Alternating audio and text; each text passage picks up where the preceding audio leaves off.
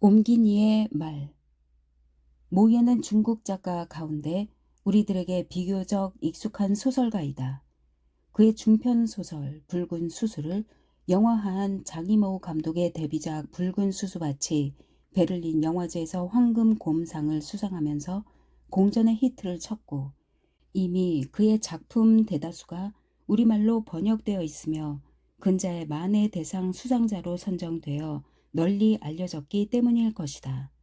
실제로 그는 중국 문단뿐만 아니라 세계 문단에 널리 알려져 프랑스 예술 문화훈장, 이탈리아 노니노 국제문학상, 일본 후쿠오카 아시아 문화대상을 수상하는 등 여러 나라에서 그의 문학적 업적을 높이 평가받고 있다. 그래서 현재 중국에서 노벨 문학상에 가장 근접한 소설가로 꼽힌다. 모옌의 본명은 관모예이며 1955년 산둥성 가오미현에서 태어났다. 그는 소학교를 다니다 5학년 때 그만두고 귀향하였는데, 일반적인 학교 교육에 물들기 전에 시골 생활에 익숙해진 것은 오히려 그의 문학의 보탬이 된 듯하다. 혹자는 그를 일러 야생과 관계 이야기꾼이라고 말하기도 하는데, 어쩌면 이는 어린 시절의 경험과 관련이 있을지도 모른다. 1976년 그는 군대에 들어가서 단연간 습작을 하다가 1981년 단편소설 봄밤에 비는 부슬부슬 내리고로 데뷔하였다. 그리고 1984년 7월 해방군 예술학원의 문학과가 개설되자 그곳에서 본격적인 문학 수업을 받았으며, 이후 북경사범대학과 루신문학원에서 석사 학위를 받았다.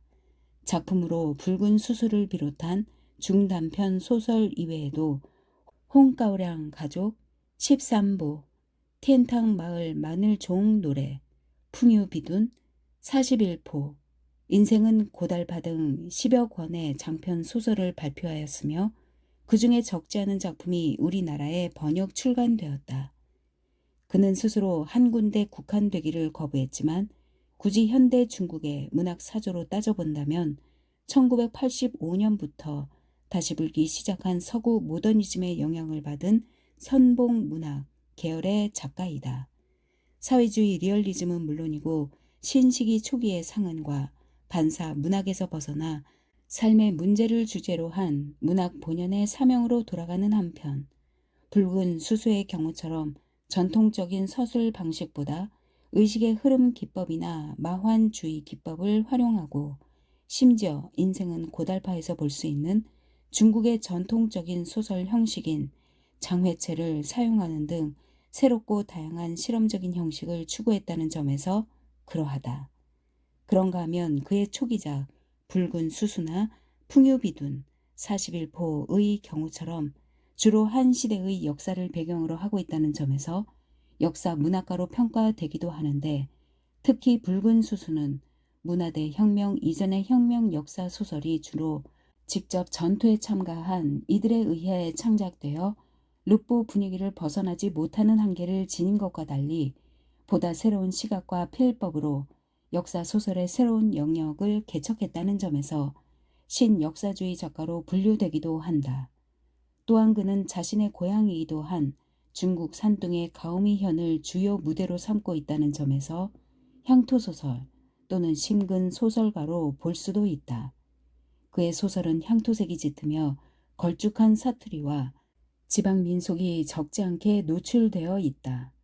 이는 독자, 특히 외국 독자들에게 생경하여 이해하기 어렵다는 불편을 주지만, 반면 중국적 특색을 농밀하게 드러낸다는 점에서 모옌 문학의 장점이 되기도 한다. 한 작가 또는 작품에 이처럼 다양한 사조를 갖다 붙일 수 있는 것은 흔치 않는 일인데, 아마도 이는 그가 끊임없이 이야기를 생산해 낼 수 있는 천부적인 이야기꾼이자 폭넓은 문학 세계에 침잠하는 다양한 문체나 서술 방식을 고민하고 실천하는 문학가이기 때문일 것이다. 어느 문학 사조에 속하든지 그가 소설을 통해 인성을 묘사하고 있다는 점은 동일하다. 예컨대 역사 소설의 경우 역사는 주인공의 영혼과 감정, 운명의 변화를 표현하는 일종의 환경이자 배경일 따름이라는 뜻이다. 모옌 스스로도 이렇게 말한 바 있다. 소설은 인성을 묘사할 뿐이며 감정을 묘사해야만 더욱 풍부해지고 영향 또한 오래 지속될 수 있다. 이렇듯 복잡하고 미묘한 인성 묘사를 소설의 궁극적인 목적으로 삼고 있기 때문에 인성이 그러한 것과 마찬가지로 그의 붓 또한 현묘할 수밖에 없을 것이다. 현실과 가상을 종횡으로 넘나들고 고금이 동시에 존재하며 심지어 뜬금없는 환상의 세계가 펼쳐지기도 한다. 이러한 서술 방식의 다양성은 그가 가진 탁월한 상상력의 소산으로 내용의 풍부성과 맞물려 타의 추종을 불허하는 그만의 문학 세계를 구축하고 있다. 이번에 소개하는 작품 개구리 역시 그러하다. 이 소설은 다른 작품과 마찬가지로 작가의 고향이기도 한 가오미현을 무대로 하고 있는데 중국 현대사에서 40여 년간 정책적으로 지속되었던 계획 생육을 소재로 삼고 있다는 점에서 흥미롭다.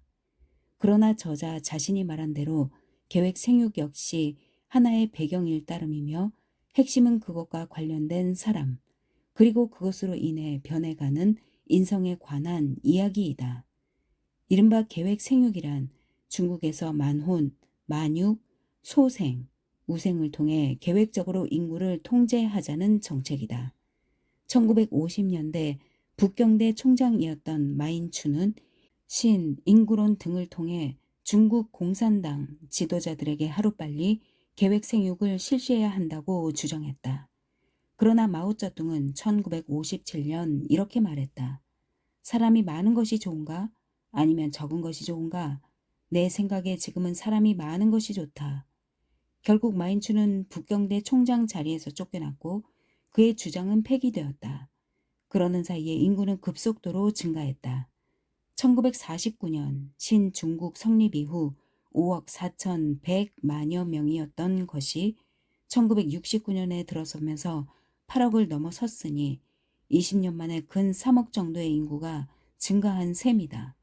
이에 비로소 심각성을 느끼기 시작한 마오쩌둥을 비롯한 당 지도자들은 계획 생육을 고민하기 시작한다. 대책 마련을 위한 고심의 시기를 거쳐 본격적으로 계획 생육이 시작된 것은 1971년 국무원에서 계획 생육 사업 완수에 관한 보고를 통해 인구 증가 억제 지표를 국민경제 발전 계획에 처음으로 추가하면서부터이다. 현재 중화인민공화국 헌법은 국가는 계획 생육을 추진하여 인구의 증가가 경제와 사회 발전 계획에 서로 부응하도록 한다라고 규정하고 있다. 이렇듯 헌법에 규정될 정도로 강력한 정책이 되었으니 비록 조문에 강제라는 말 대신 재창이란 말만 있다고는 하지만 강제성을 띠어 이에 따른 부작용이 심각해지는 것은 필연적이었다. 왜냐하면 그것이 더 이상 미룰 수 없는 필수적인 정책이라고 할지라도 일반 백성들의 관념과 자연 윤리를 거스르는 일임에는 틀림없기 때문이다.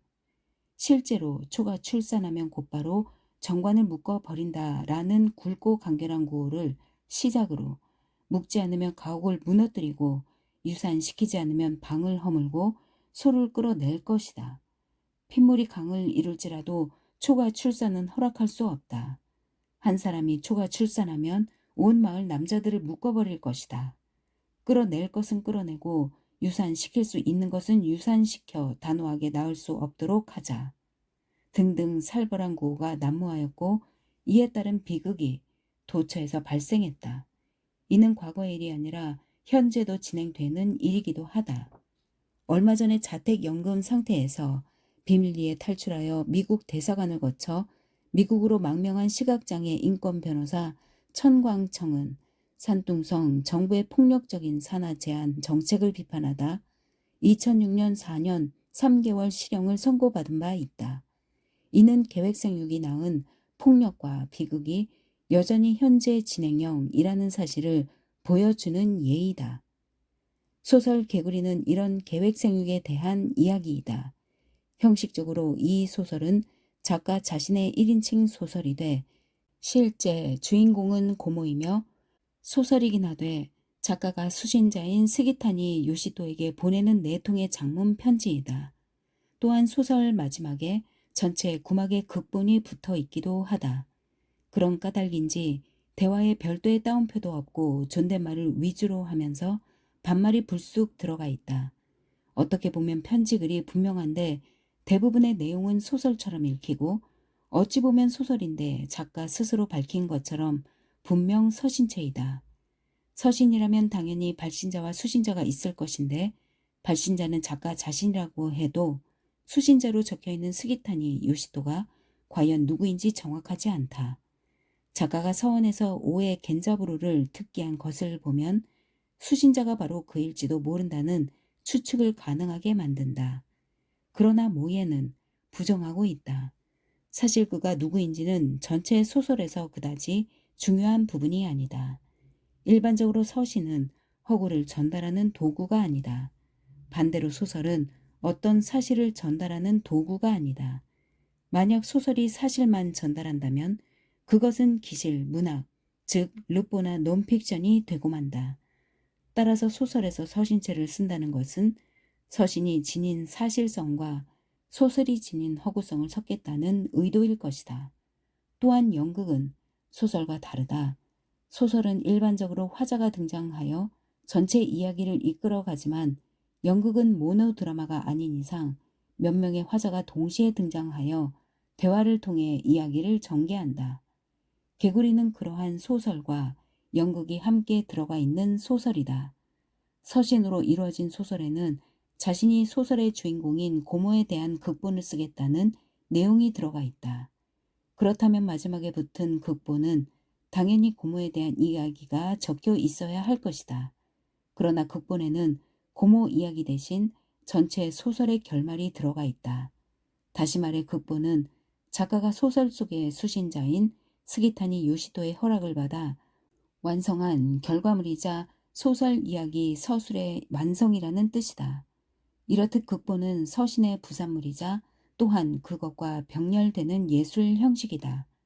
그렇다면 왜 모예는 이러한 새로운 형식을 택했을까? 이에 대해 그는 이렇게 말한 바 있다. 나는 소설 구성에서 서신체와 연극을 서로 결합시킨 새로운 형식을 창조했다.